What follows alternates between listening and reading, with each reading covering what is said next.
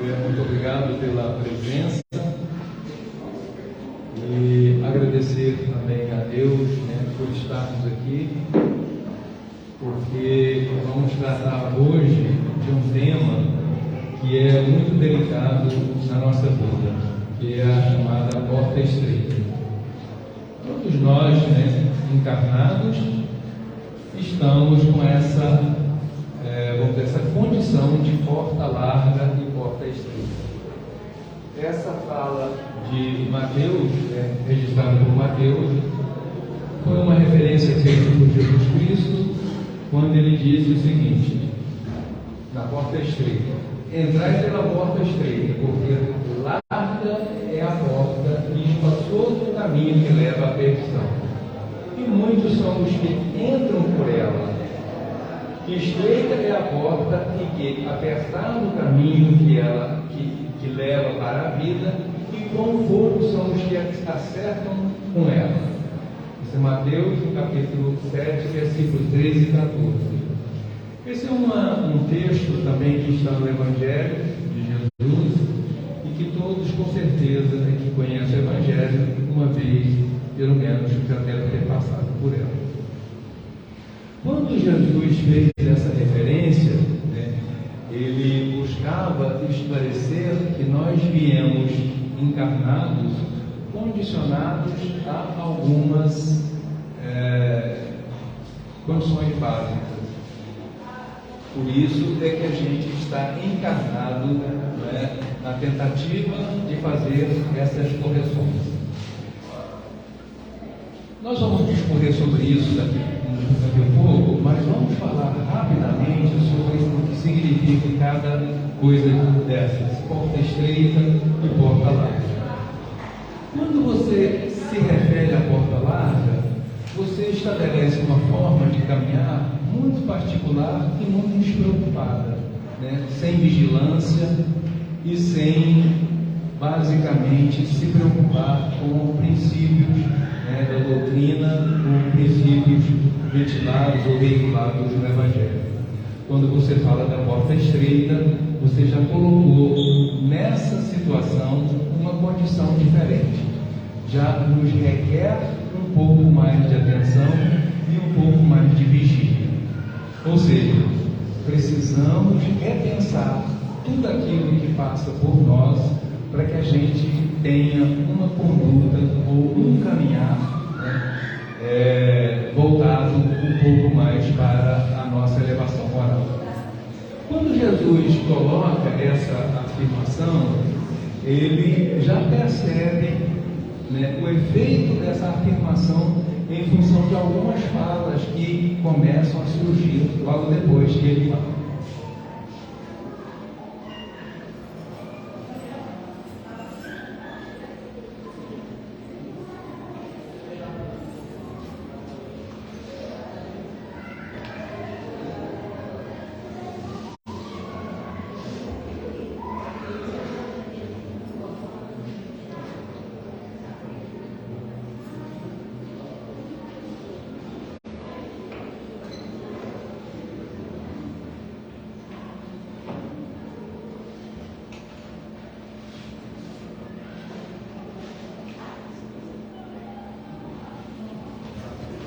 Sinais do despertar.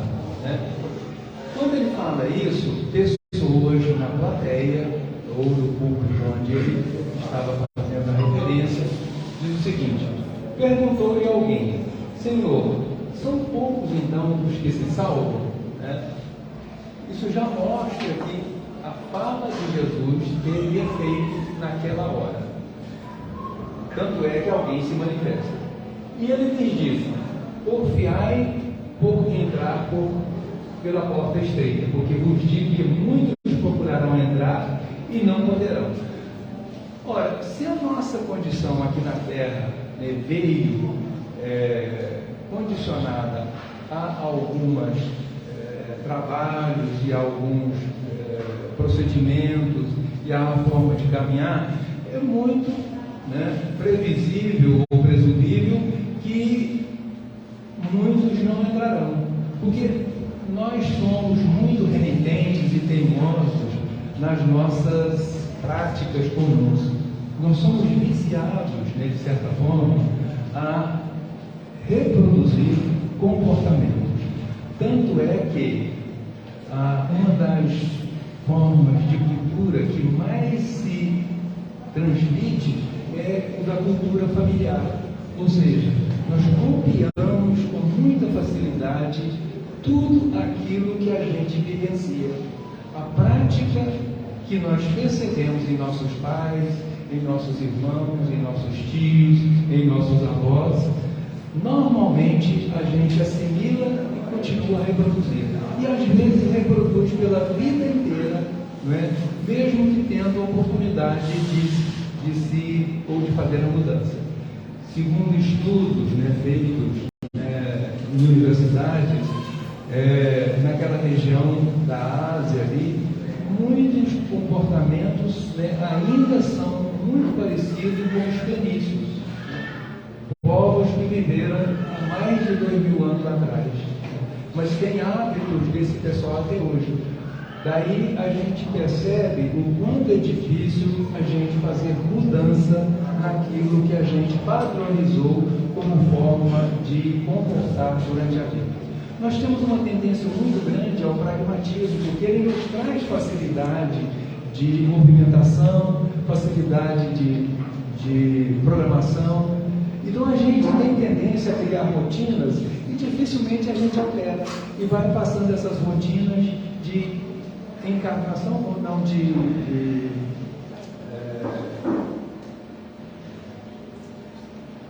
pessoas para pessoas, né?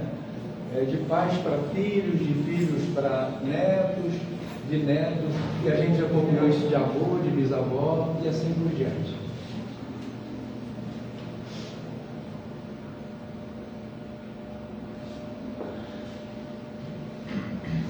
Aqui nós vamos falar um pouco das considerações das dificuldades que a gente tem quando reencarna.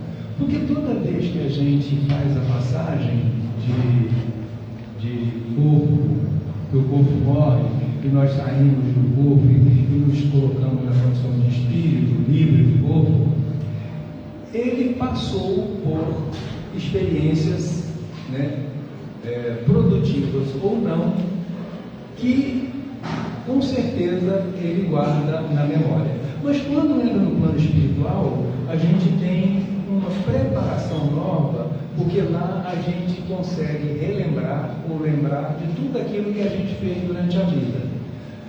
Assim sendo, quando a gente recorda os nossos débitos ou aquilo que nós não resolvemos durante a encarnação que acabou, a gente acaba tendo a percepção nítida de que falhamos.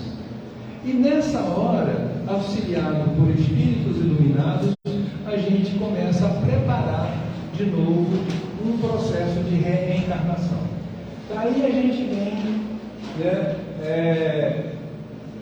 com uma nova oportunidade. Só que essa nova oportunidade, ela vem com compromissos assumidos dentro desse processo reencarnatório, de tal sorte que tudo aquilo que a gente produziu, ou de bom ou de mal, a gente vai tentar ou colhe na próxima reencarnação.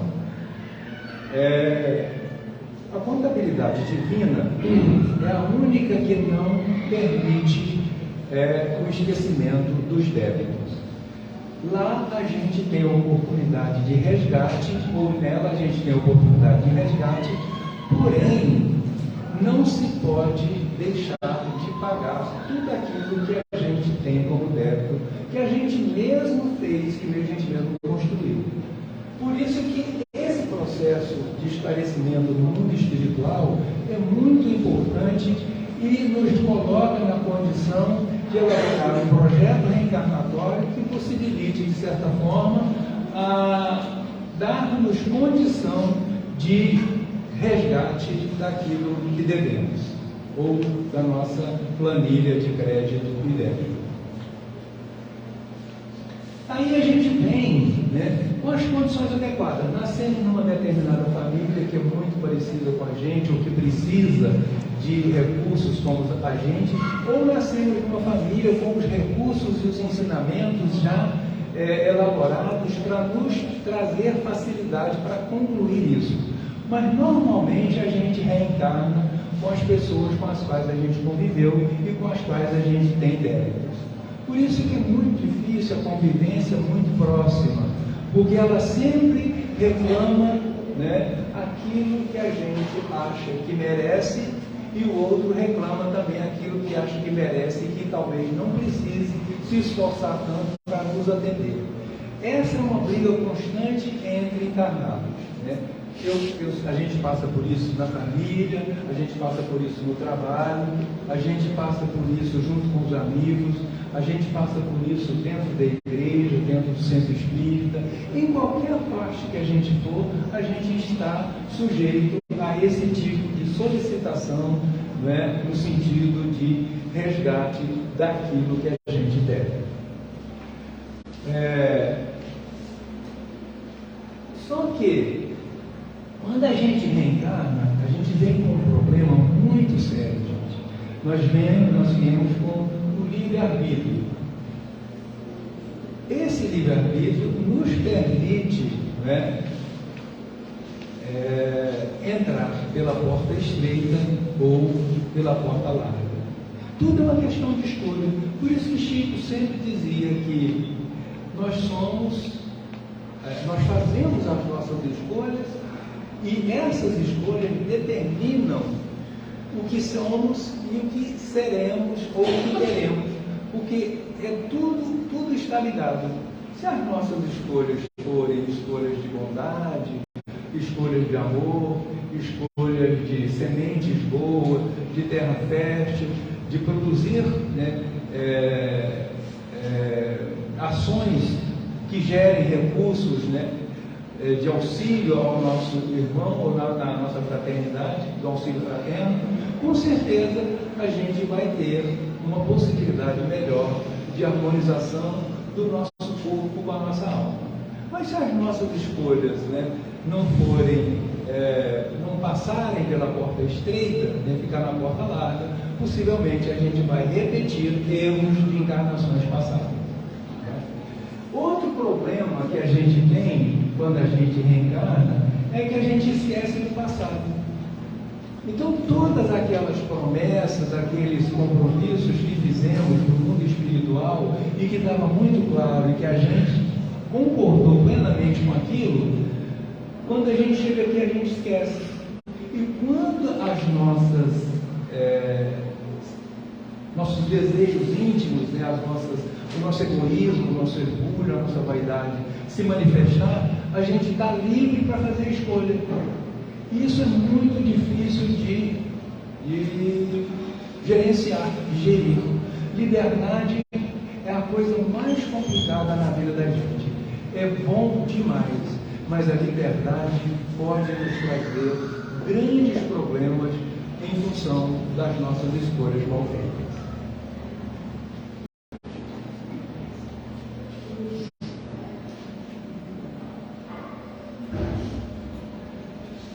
Conhecereis a verdade e a verdade vos libertará. Esse texto é super interessante. Isso é do livro, desse livrinho aqui, o nosso, e ele fala exatamente desse processo que nós estamos falando agora. Cada mente encarnada constitui extenso núcleo de governo. O que é um governo? O governo, do ponto de vista administrativo, é uma condição onde existem recursos e existem necessidades. E alguém vem para gerir esses recursos de acordo com as necessidades que aqueles que estão naquele governo têm.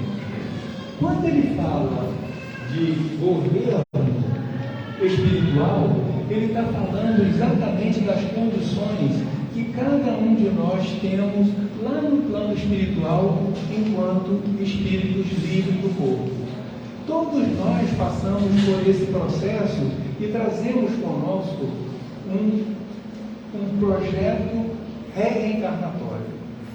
Imagine vocês, né, a complicação que é para a nossa mente gerir a nossa condição espiritual agora, encarnada, com uma série de débitos passados e trabalhando isso junto com outros que também têm um projeto, também com uma porção de débitos e com muitas falhas de caráter, com muitas falhas de equilíbrio emocional, com muitas falhas, porque somos ainda muito ignorantes do ponto de vista conhecimento espiritual, e a nossa mente gerindo tudo isso. Imagina a dificuldade que a gente tem. Depois a gente às vezes fica muito preocupado quando diz o seguinte: pois não estou dando conta, né? Desculpa a expressão da conta, isso é coisa de mineiro, viu? Não estou dando conta de administrar minha vida. Está tão complicado, mas é mesmo muito complicado. Quando a gente começa a entender isso, começa a perceber as dificuldades que temos e a quantidade de trabalho que a gente precisa fazer aqui para poder fazer a mudança, a gente percebe que não é fácil. Nós viemos com uma tarefa muito complicada, muito difícil, e é preciso muito boa vontade para isso. Nós vamos falar dessa boa vontade lá no final, tá? Mas é muito difícil. Então não desistam não, né? Assim como eu também, né, me proponho a não desistir, né? Vamos em frente, vamos ter coragem. Nós temos a melhor mão, né? O melhor recurso possível. Nós temos Deus, nós temos Jesus Cristo, que desceu à terra para nos ensinar o comportamento adequado para a gente poder administrar ou gerir todas essas dificuldades que nós trouxemos no processo de reencarnação. Ok? Aí ele diz o seguinte, né? É um número de governo muito extenso e ele agora está subordinado a justas limitações. Que limitações são essas? São as limitações que nós estamos falando. Eu vim agora para não repetir os meus erros passados. É uma proposta, é uma condição que eu pedi para ver, para poder suprir e poder resolver. Então nós estamos limitados a essas limitações, ou seja, nós estamos subordinados a essas limitações. Só que tem uma coisa que é muito bacana. Mas essas limitações, ou esse conjunto de informação que o nosso espírito traz, ele é gerido, é servido por várias potências. O que são as potências, né? As potências são a nossa vontade, o nosso pensamento, o livre-arbítrio, os nossos sentimentos, né? O nosso conhecimento, a nossa mente, a nossa inteligência. Essas potências vão nos auxiliar a encontrar os recursos e os meios, né? Ou administrar os recursos e os meios que a gente tem para a gente poder passar por esse momento e caminhar para a porta estreita. E de que forma a gente pode sentir isso? Isso normalmente nos é informado, né, pelos nossos sentidos e percepções. Nós sentimos as coisas, não sentimos? E a gente sabe muito bem quando é que a gente está errado, não é? É só a gente deixar de ser orgulhoso e deixar de ser vaidoso e perceber que estamos errando. No dia que a gente for humilde o suficiente para entender que esse processo, não é uma oportunidade extremamente rica de possibilidades e de conhecimento e de geração de novos potenciais, a gente vai conseguir gerir com muito mais facilidade essas condições adversas. E nós também temos percepções, nós percebemos, né, quando é que a gente deve calar, quando é que a gente deve falar, quando é que a gente deve permitir que o outro fale, quando é que a gente deve olhar o outro e fazer empatia. Né? São percepções. Vamos trabalhar a percepção e os sentimentos, né, para que a gente possa entender quais os sinais que a vida está nos passando, para que a gente possa interpretar a nossa convivência com o meio que vivemos de forma produtiva e retirando daí informações e subsídios para a gente mudar a forma que somos. Isso dói muito, mas dói demais, porque abandonar o nosso orgulho, a nossa vaidade, os vícios que carregamos por milênios de anos, isso é doloroso. Vocês estão me entendendo? É muito doloroso. Mas é preciso, isso só se faz com amor. Né? Nós vamos entrar nessa parte agora.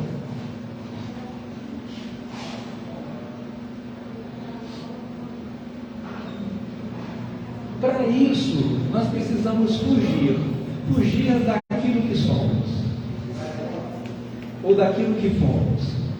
Daquilo que somos, né, a gente pode corrigir, mas daquilo que fomos, a gente precisa fugir. E o que é o conceito de fuga? Isso também é de Mateus. Jesus falou, uma fala de Jesus no capítulo 24, versículo 20. E orai para que a vossa fuga não aconteça no inverno, nem no sábado. O que significa isso? Que nós precisamos fazer isso agora. Nós não podemos esperar quando a gente estiver mais frágil, quando estiver doente, quando a gente estiver sem condições, quando as condições que o tempo oferecer para a gente não for legal, né? A gente precisa fazer isso com urgência. Nós vamos fugir daquilo que fomos. Né? Não é fugir no sentido de correr e abandonar, não. É entender que o modelo que nós reproduzimos até hoje não é adequado para essa encarnação. Essa encarnação nós viemos com um propósito de fazer algo melhor do que o que fizemos na encarnação passada. Ok? E agora nós vamos entrar num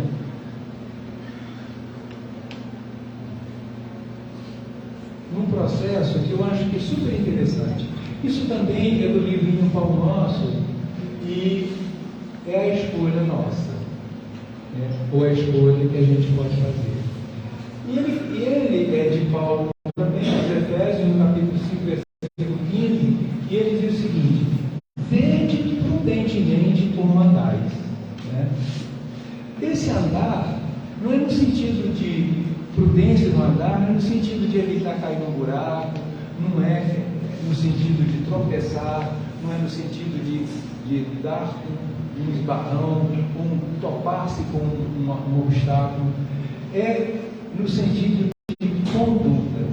Como é que está sendo a minha conduta durante a minha caminhada? Paulo se referia exatamente a isso. Esse modo de andar é eu olhar para as pessoas que caminham comigo e saber o quanto de fraterno ou o quanto de amor eu estou colocando nas minhas ações com os meus companheiros de jornada. E aí ele diz o seguinte: o despertar da boa vontade. Para começar, a gente precisa de boa vontade para fazer as mudanças.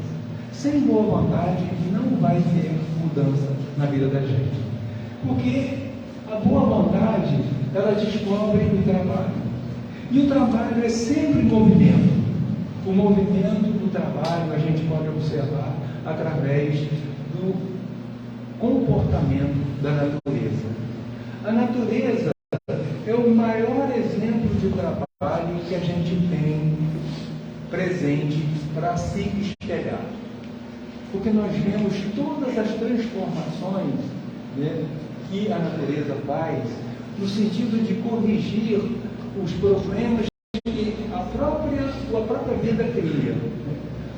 A purificação das águas de forma natural, né? a reincorporação de tudo quanto é matéria orgânica na Terra, né? O movimento das ondas, o vento que trabalha em nosso favor, trazendo oxigênio, né? A natureza que se refloresce, que resplandece e que cria matas, né, na produção de oxigênio. Então isso é um trabalho da natureza. Mas nós também viemos aqui para trabalhar. Nós também precisamos de trabalhar um pouco, né? E como é que nós vamos trabalhar? Com boa vontade. A boa vontade vai descobrir o nosso trabalho. Que tipo de trabalho que a gente tem na vida da gente? Né? A gente tem a família, a gente tem o trabalho, né, para ganhar dinheiro, a gente tem o trabalho com as pessoas que estão em situações de dificuldade, né? A gente tem o trabalho de esclarecer quando a gente tem informação, de passar isso para as pessoas, né? Isso é um grande trabalho. E esse trabalho, quando exercido, ele faz o quê? Ele opera renovação. Porque para fazer algum trabalho, eu preciso estar sempre aprendendo. Porque os trabalhos, eles vão sempre evoluindo e vão sempre se tornando diferentes. Nós podemos observar isso na nossa própria vida dessa vez. Como é que a gente trabalhava na época da avó da gente, na época da nossa mãe, do nosso pai? Era muito diferente, não era? Então nós precisamos trabalhar. E trabalhar, para que a gente possa trabalhar no mundo de hoje, a gente precisa renovar constantemente. E essa renovação, ela encontra o bem. Porque o bem é o resultado daquilo que a gente produziu. E quando a gente produz alguma coisa que é bom para alguém, a gente percebe o bem que produziu. Esse bem, né, ele está sendo observado, está sendo olhado de forma muito precisa por todo o sistema, por Deus, pela espiritualidade, né, por aqueles que caminham com a gente. Então, esse bem pode revelar o espírito de serviço. Porque esse espírito de serviço é a condição que a gente se coloca para fazer todas as coisas que nós precisamos fazer, que vão sendo elencadas no nosso dia a dia e que muitas vezes a gente chama até de rotina, né? Então, esse espírito de serviço alcança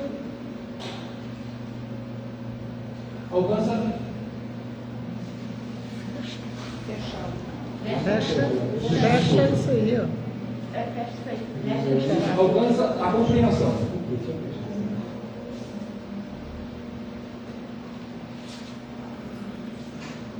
Alcança a compreensão.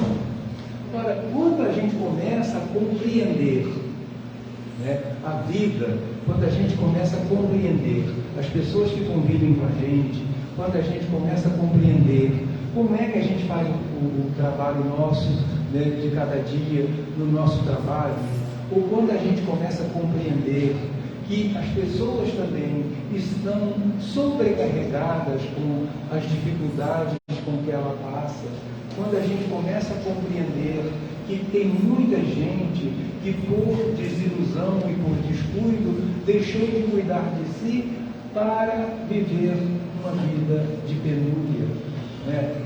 Quando a gente começa a ter essa compreensão, a gente ganha humildade. E quando a gente ganha humildade, a gente passa a aceitar muito melhor a vida como ela é. É muito mais fácil. Quando a gente se coloca na condição humilde, a gente é capaz de aprender, a gente é capaz de fazer empatia, a gente é capaz de fazer parceria, é capaz de compartilhar, de ter facilidade em facilitar a vida dos outros, né? E a humildade conquista o amor. A conquista do amor, gente, é um passo a passo, né? Ela começa com boa vontade.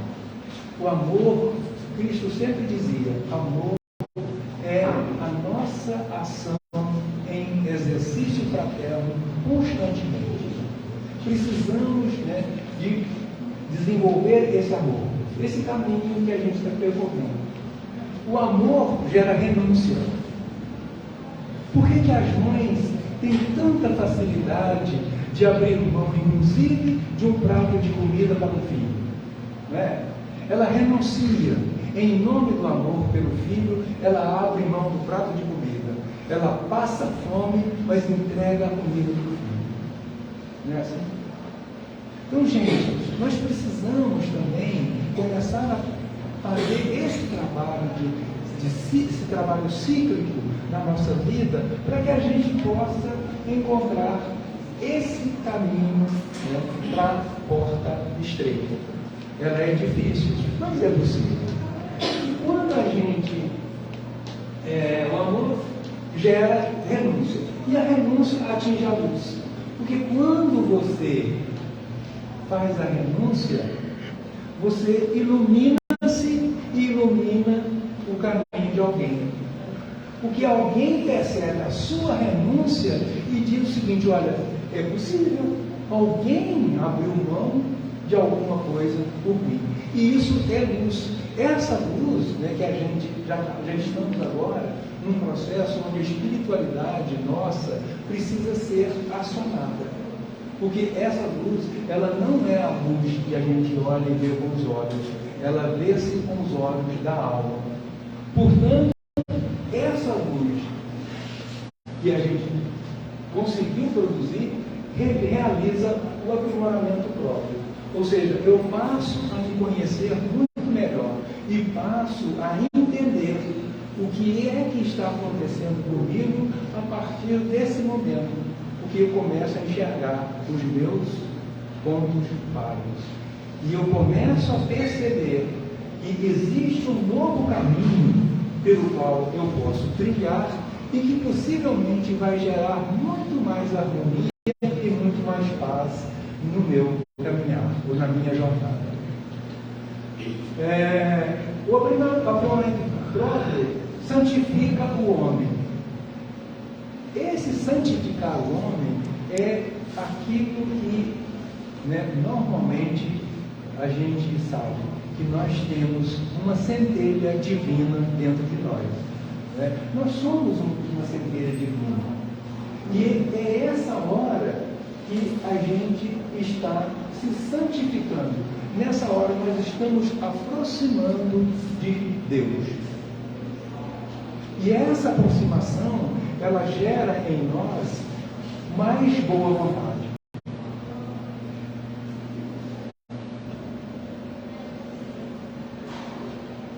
Mais boa vontade. Portanto, ela converte, o homem santificado converte o mundo para Deus.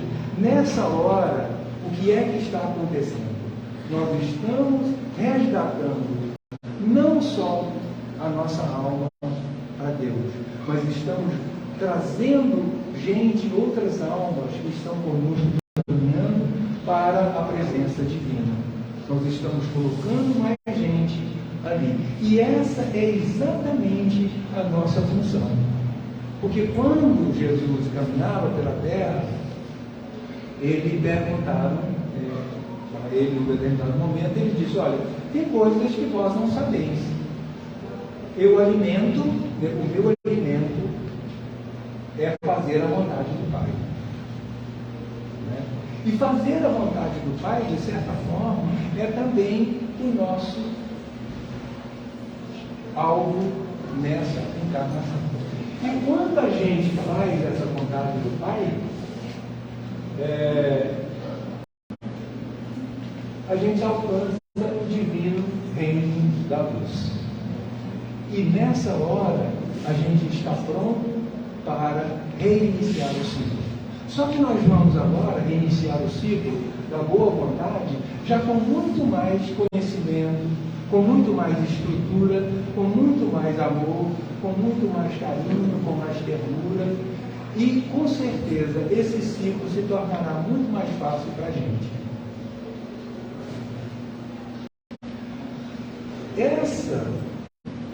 Esse texto, né, ele nos auxilia de forma profunda, né, a encontrar a porta estreita.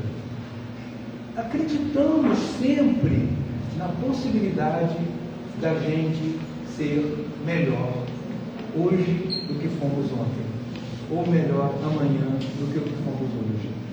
Dizem que é super interessante a gente ter um desafio de fazer uma boa ação todo dia. E a gente conseguir fazer essa boa ação, por mais simples que seja. Dizem que Chico, num determinado dia, levantou cedo e as formigas estavam na porta da casa dele, e ele olha lá e começa a conversar com as formigas, diz: olha, não espera a fulana chegar não, porque se ela chegar aqui, vocês estiverem aqui, ela vai jogar água em vocês, vai jogar e vocês vão morrer todas. Diz que as formigas foram embora. Então, assim, é uma boa ação, né, que é muito simples, né, mas que, de certa forma, nos mostra o quanto a gente é capaz de produzir algo que é bom. Né? Por mais simples que seja o nosso ato, ou a nossa ação de cada dia, ela pode ser extremamente significativa quanto à nossa possibilidade de encontrar a porta estreita. E a porta estreita, gente, nessa encarnação para nós, é fundamental. Principalmente nós que estamos passando agora pelo processo de transição planetária. Se a Terra vira planeta de regeneração, mas a gente não atinge a condição de ser regenerado, a gente não fica na Terra. Então vamos buscar a porta estreita, né? Através da boa vontade. A gente já sabe, a gente conhece os caminhos. Vamos nessa? Vamos. Ok. Eu agradeço muito, né? Obrigado pela atenção. Fiquem conosco. Obrigada.